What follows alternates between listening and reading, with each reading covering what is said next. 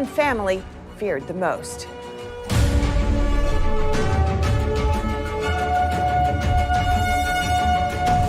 Control of the House and Senate are still up in the air the day after the midterm elections, but some key races have already been called.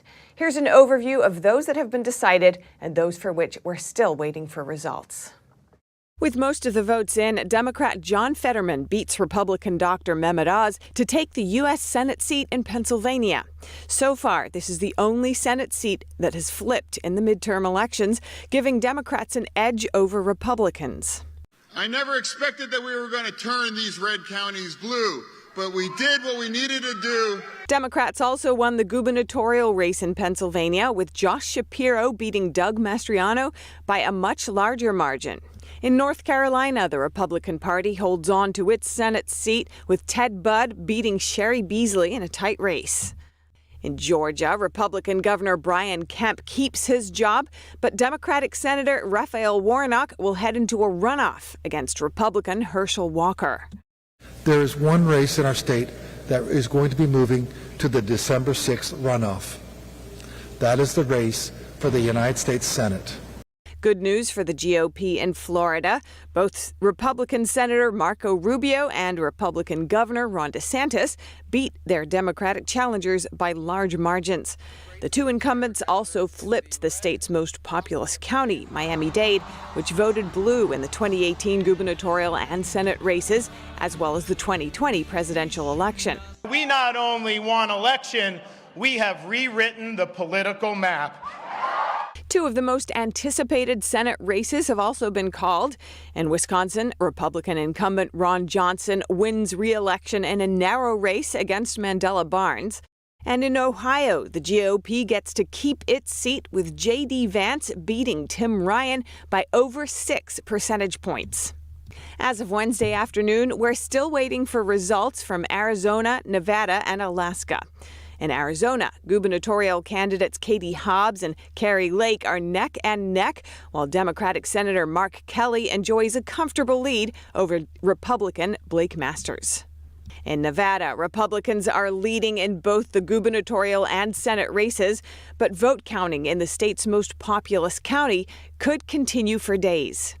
You'll have the final unofficial at some point, probably Thursday before the canvass. But it's not official until we canvass. And in Alaska, Republicans will likely retain the Senate seat, but the question remains, will it go to Trump-endorsed Kelly Tshibaka or incumbent Lisa Murkowski? And the Georgia Senate race is still too close to call, and Georgia's Secretary of State has announced that the two major candidates will face each other in a runoff election. The winner could determine the balance of power in the U.S. Senate. NTD's Jason Perry is in Atlanta to give us a first-hand look at the situation. I'm here in Atlanta, Georgia, where the people know who their governor is, but they have yet to figure out who will be their next senator. The race between Herschel Walker and Senator Warnock is just too close to call. On 13 WMAZ, Secretary of State Brad Raffensperger announced the two candidates will now have to face off in a runoff election on December 6th. I asked the voters to come out and vote one last time. We have no control over how many campaign ads our voters are going to see over the next 30 days, but we'll make sure that we have honest and fair elections. Now here are clips from both candidates when they spoke to their supporters on election night, with no winner yet determined. Whether it's later tonight or tomorrow or 4 weeks from now, we will hear from the people of Georgia. Just hang in there a little bit longer, because something good, it takes a while for it to get better. And it's going to get better. So I wanted to thank you guys for hanging in. I spoke to some people in downtown Atlanta to see what they think are the top concerns for Americans. I personally think public transportation is the most vital thing to the United States right now. You know, obviously we had the insurrection on January 6th, and I think it's an interesting time right now because people are concerned generally about democracy, but they're also concerned about economics. The particular is election denial and activities that seem to undercut democracy, and that's my big concern. Depending on how the other Senate races go across the country, a Georgia State Senate runoff could be a winner-take-all for their party's control of the Senate. Jason Perry, NTD News, Georgia. And President Biden this afternoon reacted to the midterm results in a speech at the White House. He said the election was without interference and that his earlier optimism was justified. Let's have a listen in. While we don't know all the results yet, at least I don't know them all yet, here's what we do know. While the press and the pundits are predicting a giant red wave, it didn't happen.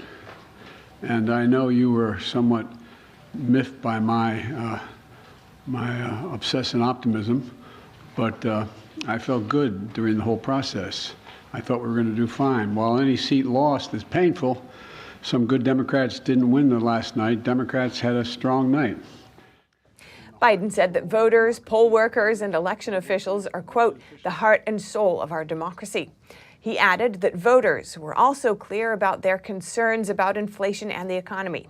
He spoke about what his administration has done so far and pledged to work together with Republicans regardless of the final election results.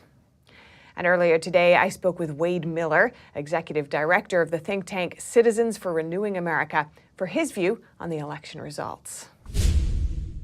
Wade Miller, welcome to our show. Thanks so much for joining us. Thanks for having me on. Now, it's looking like that red wave Republicans were expecting is not materializing. You spent more than a decade working with the conservative grassroots movement, campaigns, and public policy development in Washington and on Capitol Hill. What do you make of the results so far? Sure. So I agree. I don't think that there was a red wave. I was always a little bit pessimistic that there would be one, simply because I thought there was a little bit of an over-reliance on the economic arguments and the inflation arguments. And those, that necessitates a conversation about the Fed, consumer price index. And I think there was some confusion about what's really going on there and who is to completely blame. And I think that we over-relied on that and under-relied on some of the issues like the border, the radicalism of the woke and weaponized agenda of the left. And I don't think that was really put to the forefront in a national sense. And so when people talk about candidate selection, whether you were an establishment Republican, a conservative Republican, a MAGA Republican, the trend was basically the same. We saw the same kind of lackluster performance. So I don't think it was about any type of endorsements or any type of specific type of candidate. I think it was just a lack of the Republican Party to provide a unifying vision that really resonated with voters and gave them an excuse to actually stop what they're doing with their daily lives, to actually go out, get their friends, and to go vote and be excited about doing so. And then the other thing that I think you saw is that there was a higher turnout amongst younger voters who, again, have been through K through 12 and college leftist propaganda, and they're left-leaning voter demographics right now. And I think that coupled with the fact that the entire redistricting process that we just went through, a year or so ago, has created a new dynamic where there's fewer gettable seats. So you really need, in order to have a wave, you really need to outperform in ways that we hadn't performed in 2010 and other wave elections. We need to actually do better now than those years to have the same type of impact, because there's just not as many purple seats anymore. In Florida, there was a red wave, and it's credited to a range of factors. One of those could be Governor Ron DeSantis removing COVID-era voting laws that typically help Democrats, for example, around mail-in ballots. How much of a role do you think this played? 100%. If you remember, Governor DeSantis, when he first won, he didn't win by a huge margin. This was a very purple, if not left-leaning state. He has demonstrated that it's not just talking about culture, it's actually using the power you have as an executive of a state and going after the woke and weaponized abuse of power, the corrupting influence of these agendas and policies and ideas on corporate America, on government institutions at the local and state level. And he actually he attacked it, and he defended parents, he defended students, he defended their economy, he defended businesses. And I think voters saw that, and what you saw, and he saw, and this happened in a way that has not happened elsewhere. So if you look at Texas, for instance, Governor Abbott and statewide leaders there had previously been winning by 15 or 20 points in past election cycles. They won by 10 or 12 this time. And so I think that what that shows you is that if you lead like a Governor DeSantis, you're going to change a state's demographics generationally to the right, because people are inspired by that leadership. And what's happening in other places like Texas is they're just treading water. It's the same old stuff. They're not inspiring people, and so they're slowly losing their lead because they're not inspiring a new generation, and they're not actually using the power that they have to affect outcomes that voters want. And so voters in Texas, for instance, want the state to declare an invasion and to use Article 1, Section 10, Clause 3 to defend their borders and to secure it. And so far, he's refused to do that. Voters see that lack of action, and then they see Governor DeSantis in Florida actually leading the way and providing innovative solutions and actually using his power to do good things. And I think that that's two different dynamics, and we saw it play out last night throughout America. And you mentioned young voters. Some people point to young voters as a key reason the tide hasn't turned as strongly towards Republicans as expected. This demographic typically doesn't consume news in the same way that older generations do. Do you think that social media's echo chambers could have played a role in this too? Oh, absolutely. And big tech, government colluding with big tech to control messaging, to source out to third-party organizations voter turnout efforts using taxpayer funds that specifically target demographics and counties that might assist, Democrats. There's a whole slew of issues that we need to confront. The Biden Bucks EO, for instance, that empowered the federal government to micro-target turnout throughout the states. And so this is something we've been fighting back against, and something that a Republican-controlled Congress has got to stop, if that's the case. And yes, that impacts. When you have corporate America, big tech, the Biden administration all colluding together to, force certain electoral outcomes, then this is what you see. And so, seeing higher turnout amongst that demographic should be something that, Republicans notice and start paying attention to. A number of things went wrong in terms of systems going down during voting hours yesterday, or other delays or interruptions to voters. Do you expect to see many lawsuits coming in contesting the results, or at least voters' access to voting? I think so. And I think that in some respects that's started to happen. I think judges have shut down some preliminary efforts in Arizona. You had 60 sites that their machines went down because of, quote unquote, printer errors. Which is odd because none of these things happened during early voting. So I'm not exactly sure why all of a sudden this happened on voting day, which heavily favors Republicans. And remember, in Arizona, Kari Lake's opponent is the one who is in charge of counting the votes. And so this is all very concerning. We need to take a long, hard look at it. And I think that voters were disenfranchised in Arizona. And to the degree that that happens, I think that the court should recognize it, and the voters should insist on changes, systemic changes there. And finally, what do you think this election could mean for 2024? Well, I think that the message should be received that if you actually lead on important issues that matter to your constituents, and not just stick to, the decades-old, easy, economic talking points, but actually, what are families talking about at their dinner table? What are they worried about? What are they worried about? Cancel culture. They're worried about the federal government abusing their power against them. They're worried about the radical and woke agenda in schools.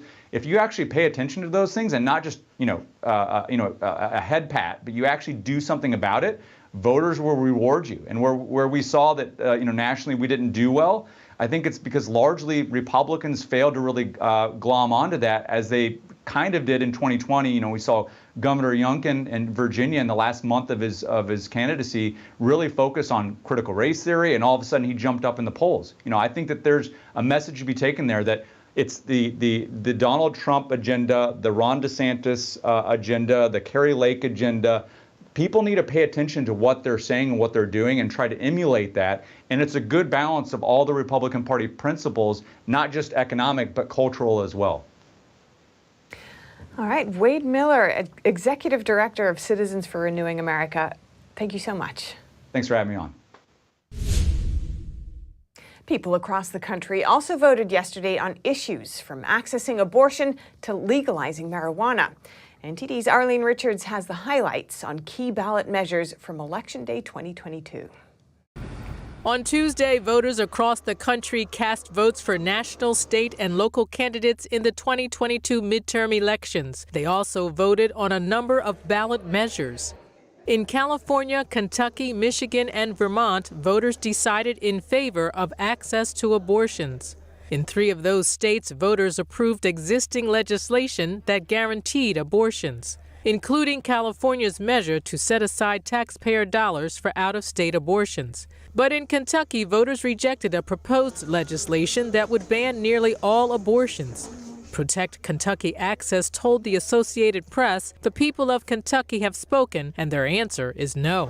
But the victory for abortion advocates may be short-lived if the proposed ban survives a legal challenge. The Kentucky Supreme Court will hear arguments next week in a case filed by 2 abortion clinics to permanently block the ban. In Maryland and Missouri, voters approved recreational use of marijuana. The measure makes recreational marijuana use a state constitutional right for people 21 and over.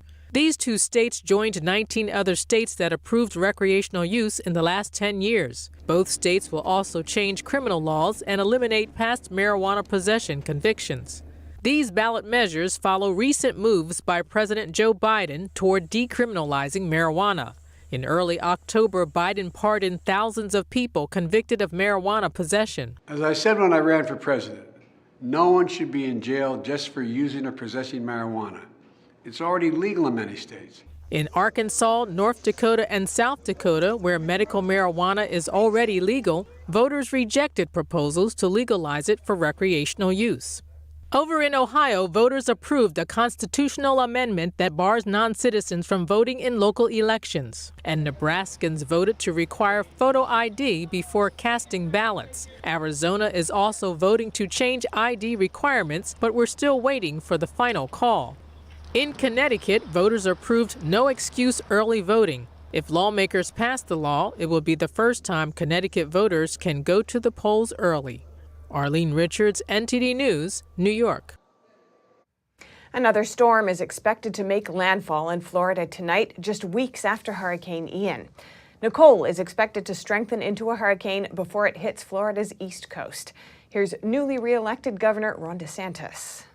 The most recent track shows that it will make landfall in Martin County as a Category 1 hurricane. It will move through the state, exit into the Gulf of Mexico, and then make landfall again somewhere in the Big Bend region in North Florida.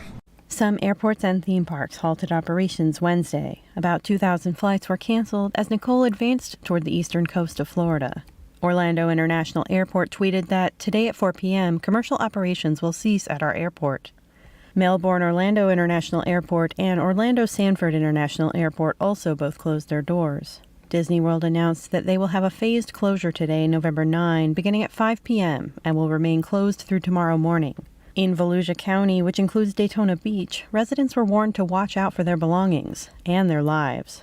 This incoming storm is a direct threat to both property and life. A low-category hurricane or even a tropical storm will cause more damage than usual due to the weakened infrastructure we have. If you were impacted with flooding from Hurricane Ian, then you can expect to be impacted by this upcoming storm as well. By Friday morning, Nicole is expected to be over Georgia. Today, the Supreme Court heard oral arguments in a case challenging the Indian Child Welfare Act. The controversial act was passed in the 70s and can automatically place some children who are up for adoption under the custody of a Native American tribe. The Indian Child Welfare Act, or ICWA, was passed in 1978 to prevent Native American children from being separated from their families and tribes. On Wednesday, the Supreme Court heard oral arguments in a case that could decide the act's constitutionality. It's alleged that the ICWA allows children with the slightest trace of Native American blood who are up for adoption to be placed under tribal custody instead of with a non-Native American family, and that in some cases, this could lead to children being taken away from the only parents they ever knew. The Christian Alliance wrote an amicus brief to the High Court, giving examples of multiple people who say they were negatively affected by the act. Sage DeRochers is an example. Under ICWA, Miss DeRochers was taken from the only family she had ever known and was placed with her unfit alcoholic mother. Throughout the process, Miss DeRochers remembers that she was treated like property of the tribe and that her best interests were never a consideration. While in the care of her birth mother, Ms. DeRocher suffered physical abuse and was prevented from attending court hearings in her case. Ms. DeRocher's birth mother eventually abandoned her daughter and sent her back to the DeRocher's family. DeRocher's told the Federalist that the environment on the reservation was like that of a third world country and that her birth mother told her she never wanted her. The amicus brief contains many such examples in which the act allegedly led to suffering for the people involved. The ICWA was intended to preserve Native American culture, which some thought could erode if children with Native American blood were adopted by non-Native families. Reporting by Arian Pazdar, NTD News. And in basketball news, an update on WNBA star Brittney Griner, who lost her appeal in Russia just 10 days ago. Now comes the move her friends and family fear the most. NTD's Dave Martin has more. Brittney Griner, the 7-time WNBA All-Star, 2-time Olympic gold medal winner who's led her teams to championships at the collegiate, professional, and international level, has been moved to a penal colony somewhere in Russia. According to her legal team, Griner was escorted from the detention center outside of Moscow last Friday, the day after U.S. Embassy officials visited her. Though the move was expected, the timing wasn't. Typically, it takes weeks or even months after all legal options have been exhausted for this kind of transfer to happen.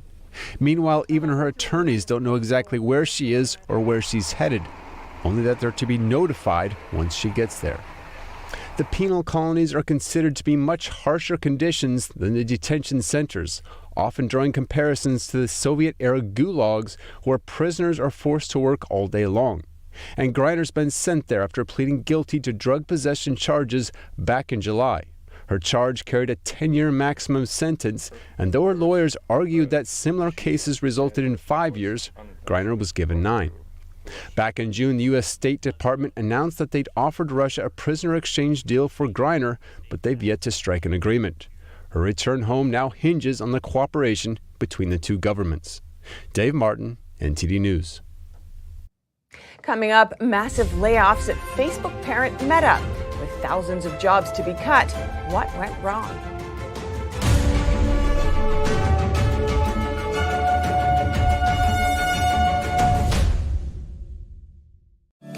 Welcome to RenBiz.com, the education and career program where parents rule.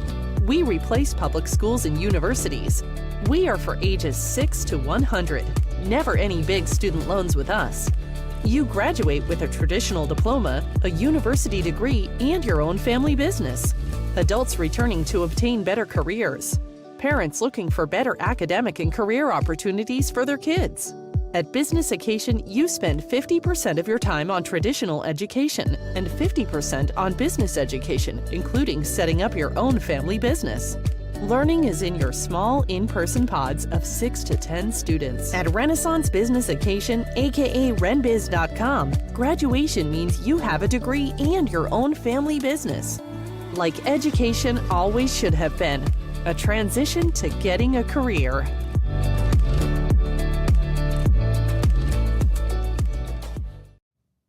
Facebook parent company Meta is cutting jobs. CEO Mark Zuckerberg announced a massive number of layoffs will be needed to keep the company running smoothly. The company said today that it will let go of about 13% of its workforce. It's cutting more than 11,000 out of about 87,000 employees. It's one of the biggest layoffs this year as the Facebook parent company battles inflation, soaring costs, and a weak advertising market after overextending itself during the pandemic bump. The mass layoffs, the first in Meta's 18-year history, follow thousands of job cuts at other major tech companies, including the Elon Musk-owned Twitter and Microsoft. And just this week, Salesforce also laid off hundreds of people, but nowhere near Meta's 11,000. And on Election Day, a lucky lottery winner in Southern California hit the jackpot of over $2 billion. It's believed to be a world record. A Powerball player in Altadena, California, holds the only winning ticket sold for the $2.04 billion jackpot. Joe's Service Center, about 5 miles north of Pasadena, sold the ticket. I come 6 o'clock in the morning to work, and I find the state lottery people waiting for me here. And they told me, we have a good news for you. So you never come early. So I have a feeling that we have a winner. So and we got more excited. So we have start have a coffee party in the morning with the state lottery, and then we start to hear more good news for the people win, and we hopefully somebody from Altadena. According to the California State Lottery on Tuesday, the sum is a result of a string of 40 drawings that produced no winners. That pushed the top prize into record territory. The ticket holder, whose identity was not disclosed, has the choice of taking just under $1 billion in cash or receiving the full amount in 29 annual payments. Most of the people buy the tickets from me, they are local, from the neighborhood. Shahayed spent the day doing interviews with the media and being congratulated by local neighbors and customers. He will receive $1 million for selling the winning ticket, but he said he will go back to work the next day. The odds of matching all 6 numbers in the drawing, 10, 33, 41, 47, 56, and 10, were won in over 290 million. 3 other tickets worth $1.1 million each were also sold in California.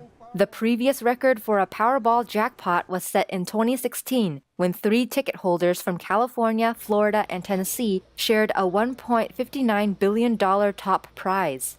According to multiple media reports, the $2.04 billion Powerball jackpot ranks as a world record for a lottery top prize. And that's all for today's news. Thanks for tuning in. Until next time, I'm Stephanie Cox. Good night.